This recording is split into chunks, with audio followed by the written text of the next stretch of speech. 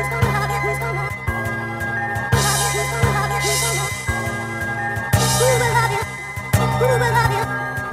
to episode 129 of the Highly Relevant Podcast, a Latinx show where I interview the people and discuss the moments that are shaping our American and Latino pop culture. Well, I'm not sure if you guys are fans of the show Mayans M.C, but this week, actor Danny Pino joins the show to talk about his role as Miguel Galindo in the Sons of Anarchy spinoff. It's a hit show, which happens to be Latinx. There's not many of them out there. Then I and Mike Sargent saw an advanced screening of Terminator Dark Fate, and we give you our first reaction of the film. But before Mike and I do our thing, my first guest is an actor you probably know from his many roles on hit TV shows like Cold Case on CBS, Law and Order SVU on NBC, and The Shield on FX. Now, he stars as Miguel Galindo in the Sons of Anarchy spinoff, Mayans M.C. on FX. Here's a listen. The only fucking reason you're doing it is because I pay you a lot of money.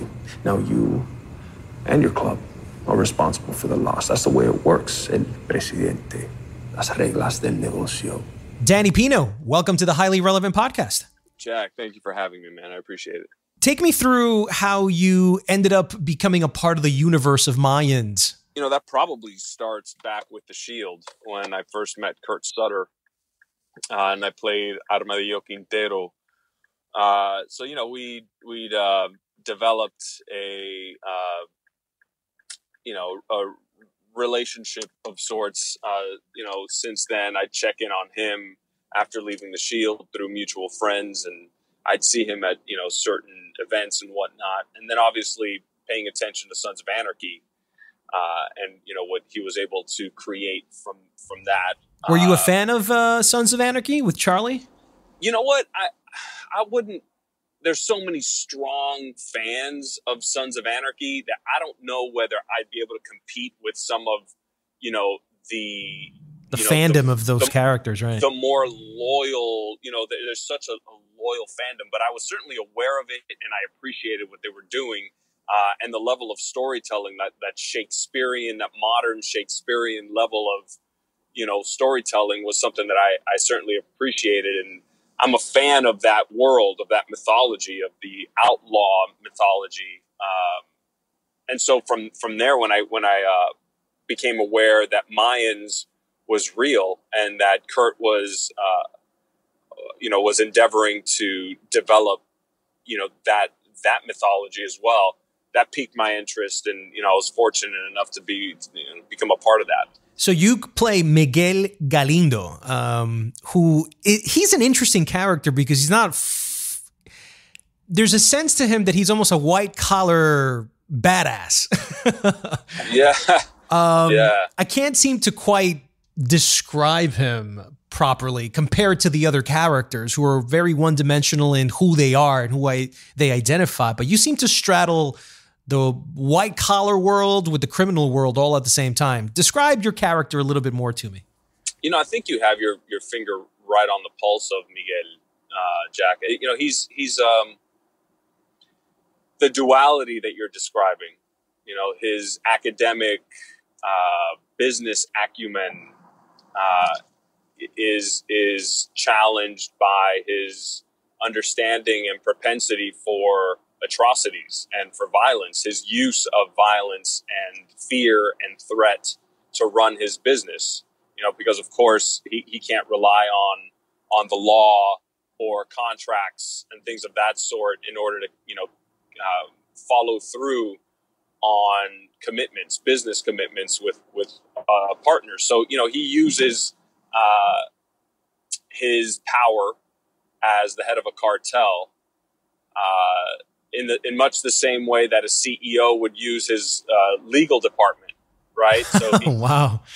He follows through in with violence and with threats and with fear and with atrocities, right? And so it is in a sense cold-blooded and cold-hearted, but he is not a sociopath or a psychopath. He does have empathy, and that's where I find that Miguel is difficult to describe at times because we want to just lump him into, that stereotype of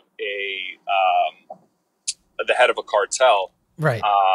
And that stereotype has been well earned. And, I think that Kurt and Elgin James, our head writers and, our writing staff really want to work against that and show Miguel as a transitional figure, somebody who's trying to legitimize his family, much the same way that Michael Corleone was trying to legitimize his family, or even for that matter, the Kennedys, who started off as bootleggers and ended up in the White House. You had mentioned a little while ago that you're attracted to that outlaw universe. Why? I think if there's a relationship between the work I've done in the past and the work I'm doing now, playing a detective, somebody who is interested in understanding why people do what they do as a detective in order to solve crimes, motives, trying to understand human behavior. It's similar to the attraction to an outlaw, right? Why does somebody choose to live a life that is so violent and difficult and threatening?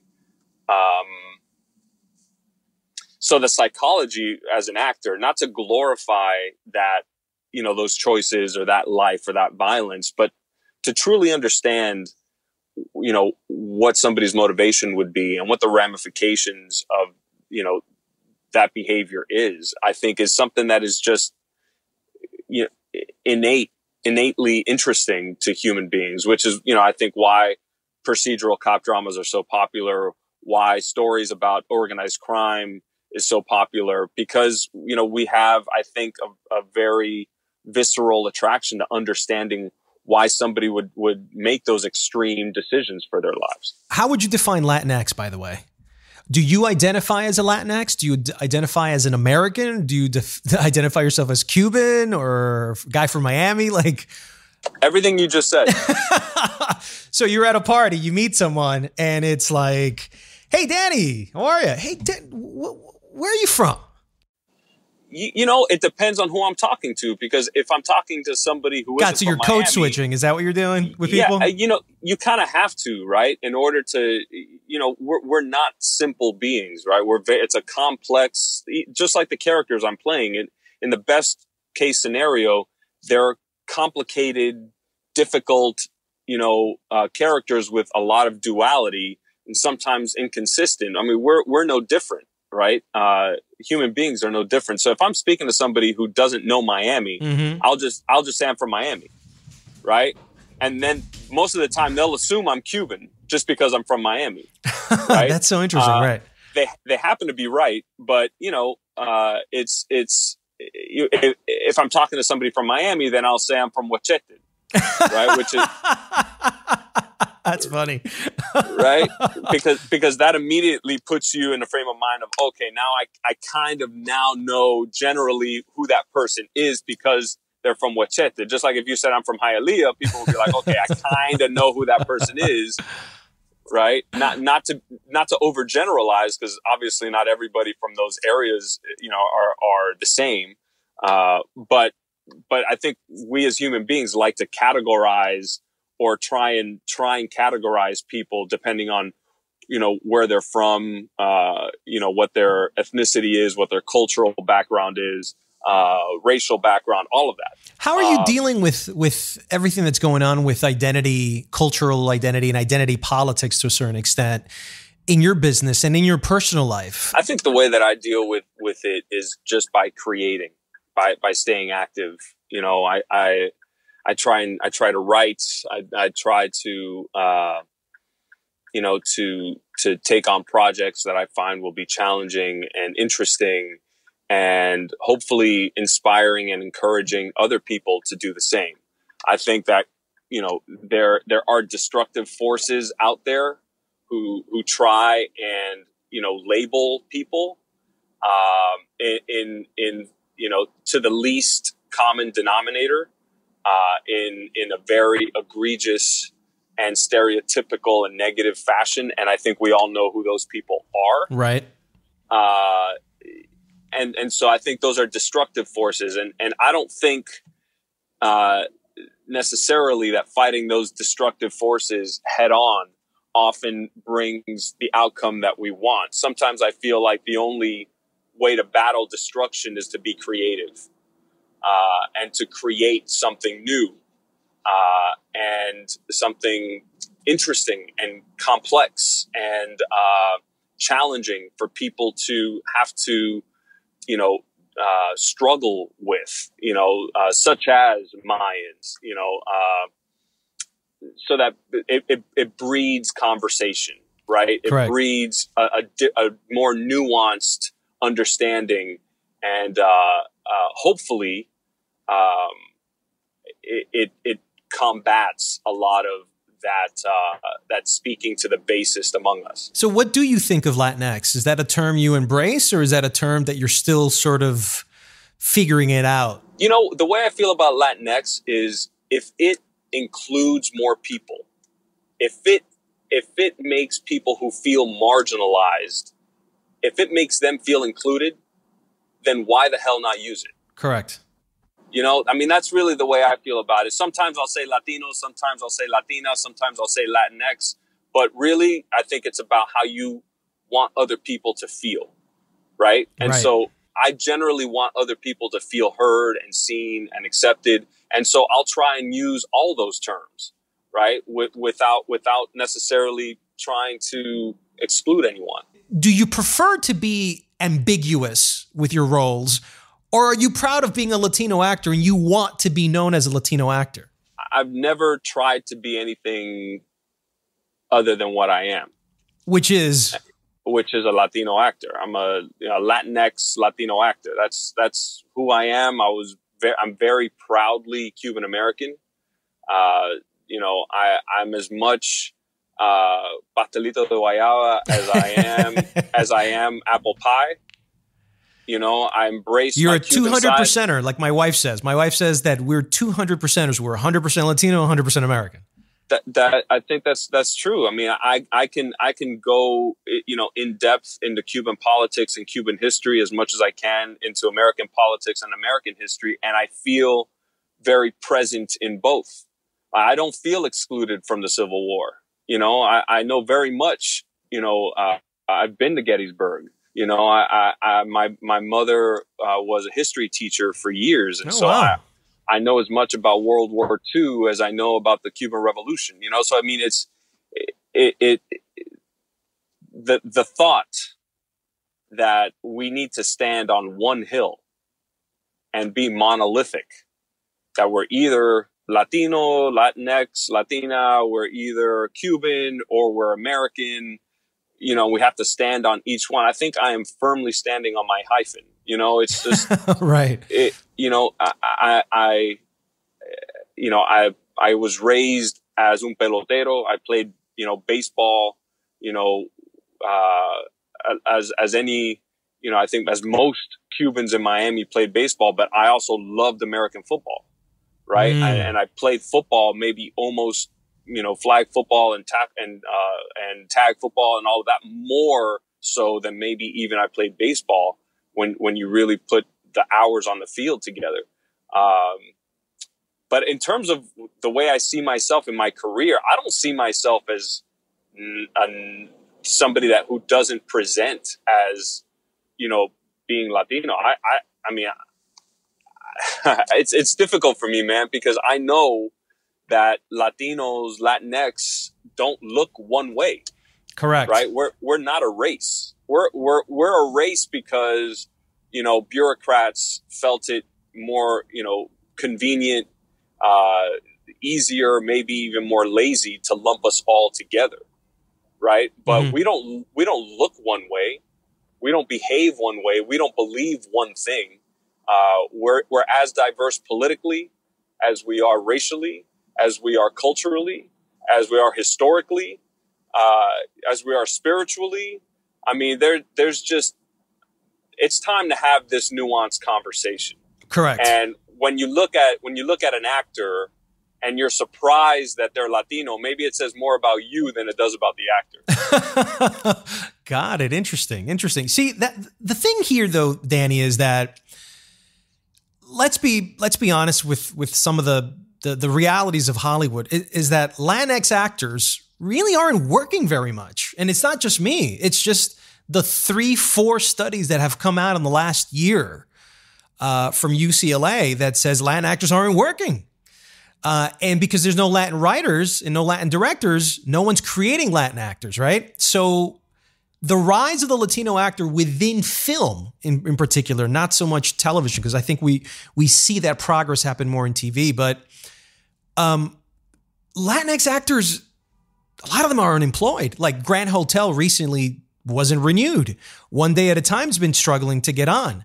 Mayans, for some reason, seems to have cracked that code, much like Queen of the South as well. And I'm starting to kind of, if you put the two together, it's cartel, it's violence, it's that glorification of that particular narco culture that America seems to like. Like either African Americans are watching it more, along with Latinos and whites that love that sort of urban mythology.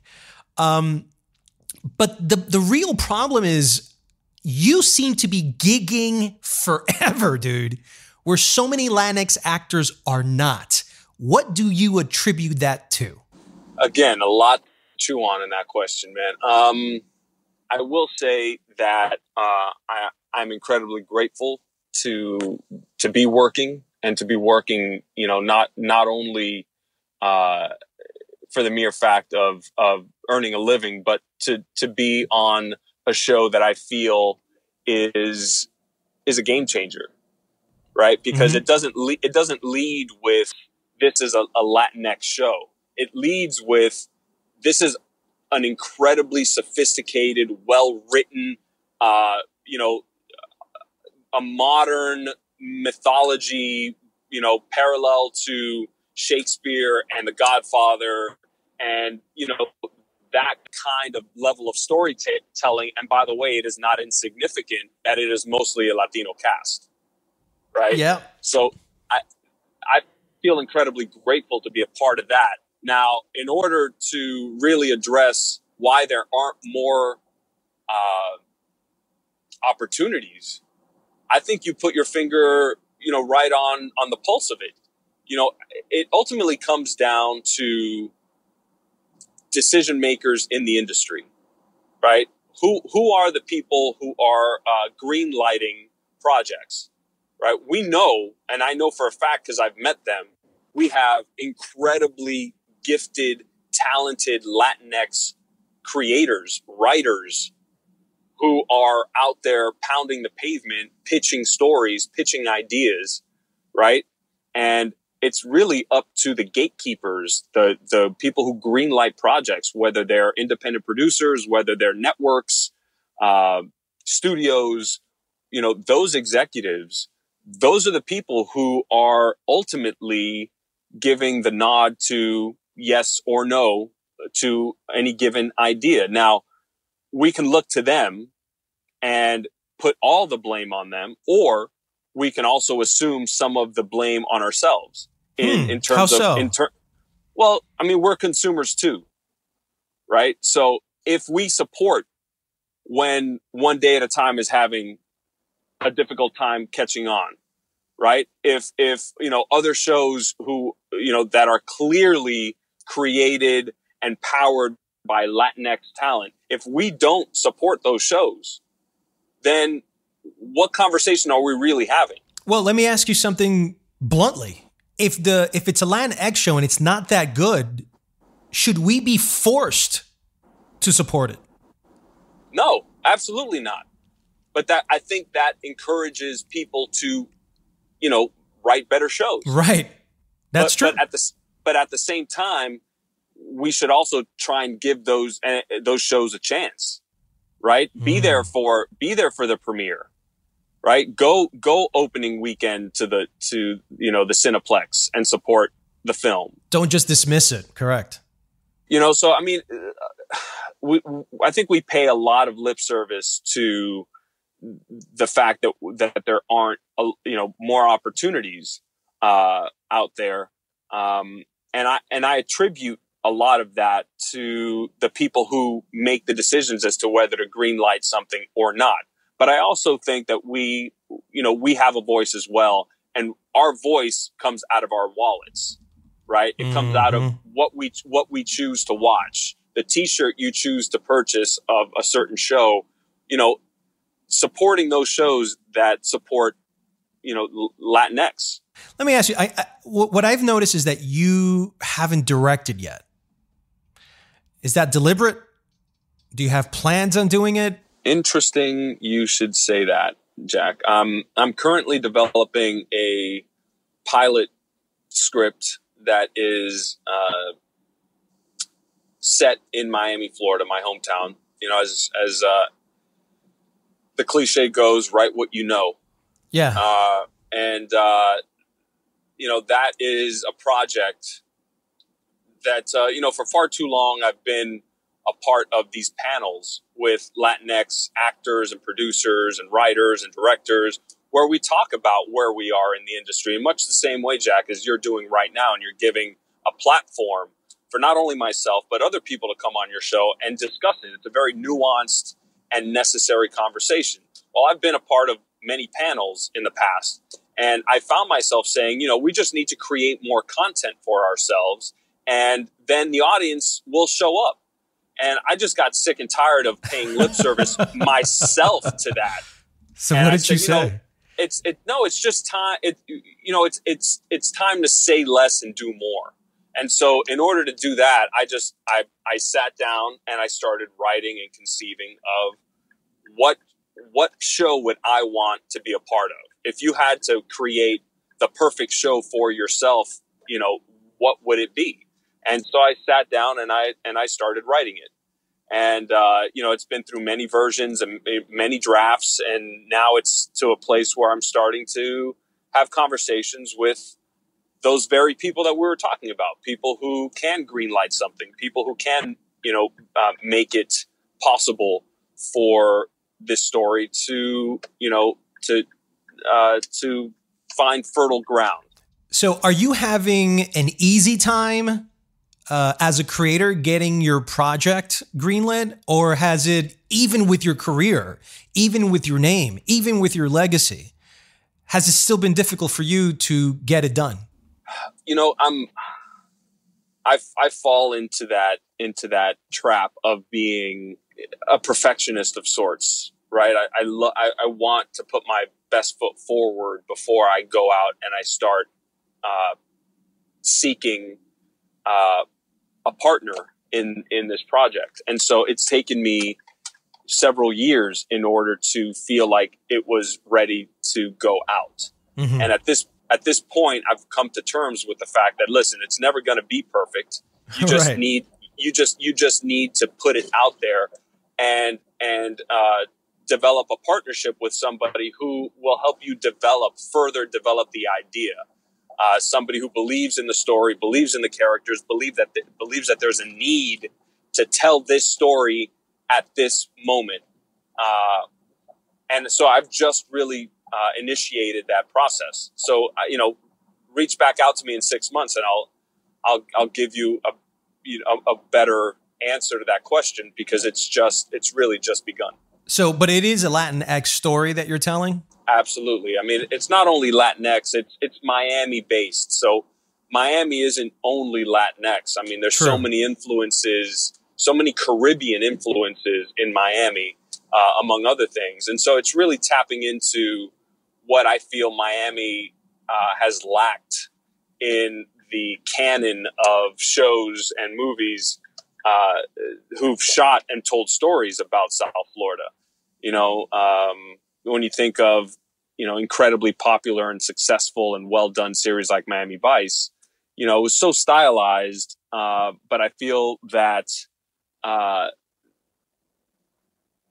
it was stylized to the point where maybe it lost a lot of the nuance of what Miami truly is. And then my final question, Danny, I wanted to ask you was social media. A lot of casting directors, a lot of people, a lot of studios want to know that you're carrying a heavy audience with you by the time that they hire you. Have you ever felt the pressure to increase your followers, whether it's naturally or buying them, to be able to appease an industry that is obsessed with something that I think is not really sustainable. You know, I have seen the publicity, the efforts of publicity shift from a, publicity department who is largely responsible or mainly responsible for the publicity of a show to it becoming more individualized.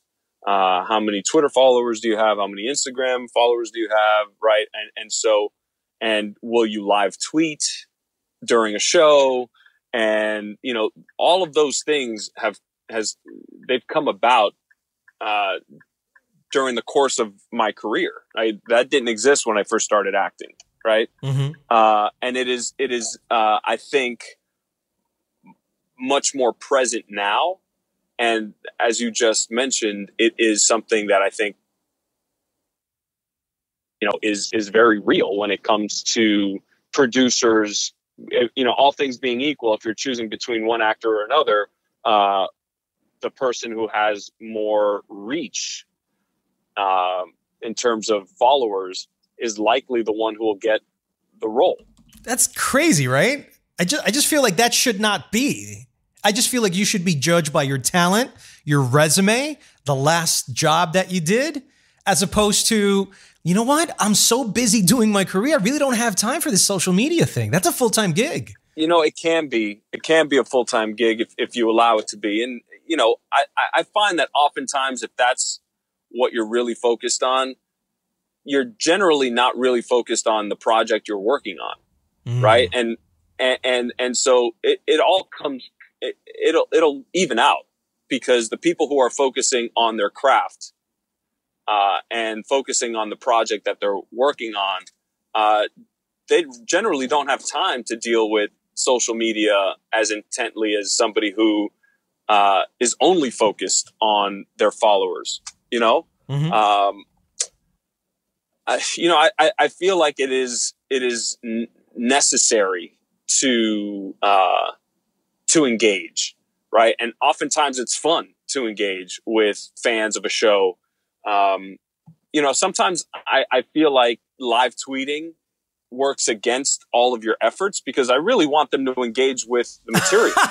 You know what? You're probably right. If I'm watching the show and I'm like looking at your tweets, then I'm not really paying attention to the show. I'm conflicted often about live tweeting, but I also enjoy, letting the fans know that we appreciate them. And it's about gratitude, and it's about, sharing the same space at the same time about the same subject matter. Right. And so I find that finding a balance between, what I enjoy doing, which, really has always been, creating a character and being on set with other actors and figuring out how to tell a story in a very, realistic, sophisticated, thoughtful way, is then supported by this social media. I think striking a balance between using this tool, which is social media, to help generate interest in what you truly love to do and what your passion is. That's the real artistry, is finding that balance. You can catch Danny Pino playing Miguel Galindo in Mayans M.C. that right now is on Fox. Danny, thank you so much for the conversation. Hey, Jack, thank you, man. Thank you for the thoughtful, important questions, man. And, thank you for the work you're doing, dude. We need you out there.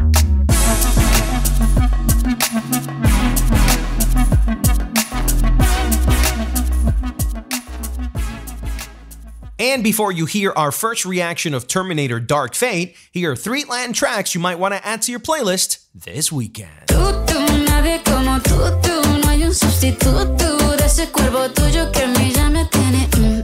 Remix, Camilo, Shakira, Pedro Capó. Días contigo me hacen viva, verlo todo claro. La vida no es lo que había creído, nada es tan malo. Ya mi mamá me dijo que contigo sí. Noah Sainz. Me traes en la mano. Me estás llevando muy dentro. Me estás llevando muy dentro. Déjame quedarme. I'm Yoni Fer Casillas. Me estás llevando muy dentro. Me estás llevando muy dentro. Hay una máquina que me quiere matar. Go faster, faster! Why us? You, Danny. You're my mission. What is that?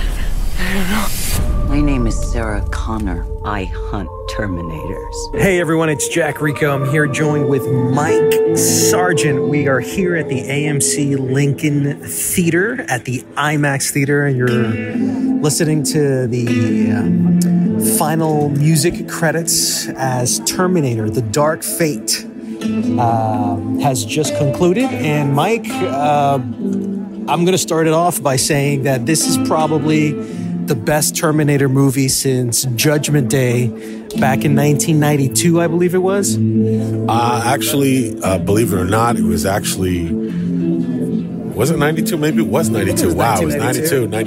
Well, yes, it's definitely, this is the sequel we wished had happened. Yeah. And I gotta say, there are a lot of things about it I like, but Linda Hamilton, wow. She is, I mean, she may have aged, but her star power, her presence, she's great. She's just, you love her. You want to know what she's going to do next. Exactly. Also, the movie's about saving a Latina girl who will be the future of the world. She'll be the John Connor, yeah. Right, so the future of the world is Latinx. That's kind of what this movie told me. And it's going to be female Latinx.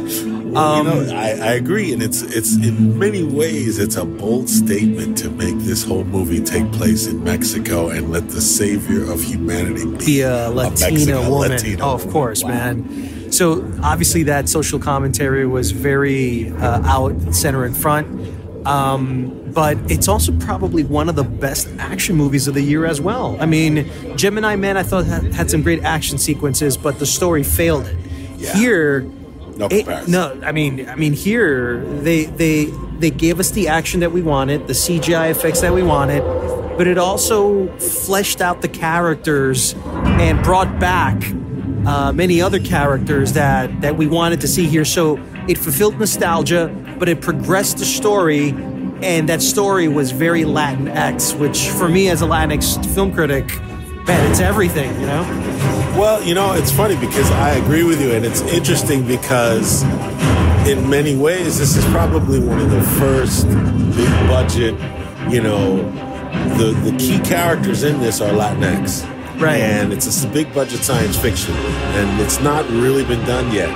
But I do have to say, I agree with everything you said. They expand the world, the universe that Terminator, takes place in ways that the other three sequels definitely didn't do. Because, the one thing that always bothered me was, and again, this movie doesn't do it, but the one thing that always bothered me about all of the Terminator sequels was, okay, we're 3, 4, 5 sequels in, and we still don't know why they want to kill all the humans. Right. Okay, when they kill all the humans, then what? What did you like about the film? What didn't you like? Well, I'll tell you what I liked most. What I liked most was the fact that it stays in canon. They didn't, correct. It stays in canon. Like the stuff we love still has meaning. You get to see Linda Hamilton. I thought was great. I really like the lead actress here, Natalia Reyes. I thought the villain, I believe his name is Dan Garcia. I'll research that once again. Yeah. He was great. He was perfect. He was perfect because he looks unassuming. He can blend in, but you definitely got that sense of nice guy and the sense of menace, and I thought that was very played well. And as we're seeing the end credits, the amount of Latino names, the team. Spain, they shot this in Spain, Mexico, Los Angeles.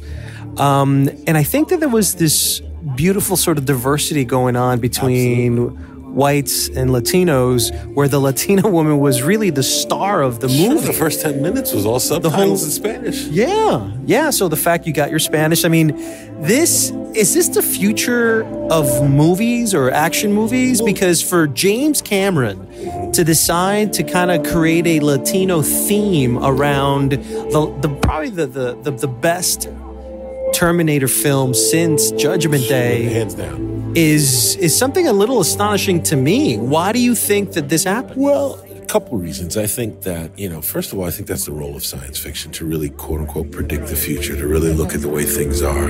Two, I think the reason, we live in the times we are is because the power structure, the white male power structure, is what's been in danger for years. They've been talking about the fact that Latinos will outnumber whites in America within 40 years. 20, now. 40, within 20, 50, years. right. Yeah, so it's been coming. It's been coming. But you're right. As opposed to saying, wow, look how we're diversifying, it's been a fear. So I think that this says, look, it's coming.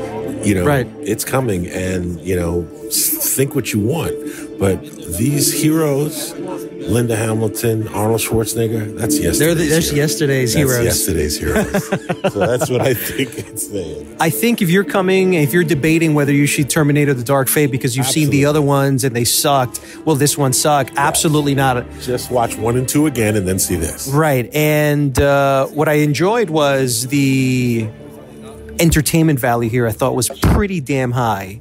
I thought that the characters and the nostalgic actors came through. Linda Hamilton was a revelation once again. We haven't seen her in over 30 years. Arnold Schwarzenegger's in this film, and he leaves his stamp. He leaves his presence felt in the movie, which I enjoyed very much. So you got your still nostalgic elements, you got your futuristic elements. No. It's a damn good sequel. It's a very good sequel. As a matter of fact, what you said, the entertainment value, it's a satisfying sequel. Right. We see these characters either and I don't want to give anything away, either sending off or going off into the sunset in the way they should. And not like, I read recently how Linda Hamilton turned down Terminator 3, the original Terminator 3, because they were going to kill her off halfway through the film, and her whole character had no arc. And every character in this had an arc. That's right.